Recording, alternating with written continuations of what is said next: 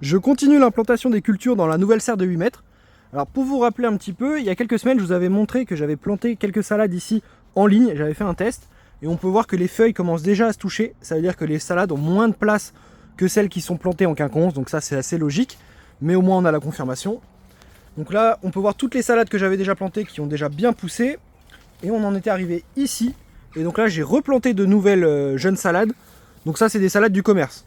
Donc j'en ai mis jusque là, différentes variétés. Et j'en ai également installé ici, là, sur les bordures.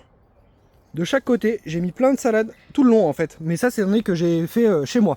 Donc c'est des semis de chez moi. Et j'ai également installé des premiers plants de tomates. Donc là, un plant de tomate. Là, c'est du poivron. Là, de la tomate. En tout, j'ai mis 6 plants de tomates, 3 plants de poivron. Et j'ai également testé des courgettes. Donc là, vous voyez, il y a quelques petites courgettes ici. Il y a 3 plants de courgettes.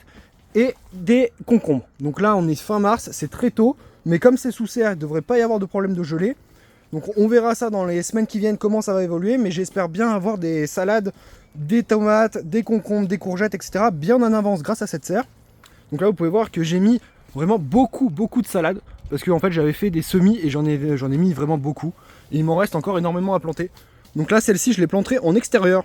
Donc on fera la différence entre celles-ci qui sont plantées en intérieur et celles-ci qui vont être plantées en extérieur. On verra la différence de croissance.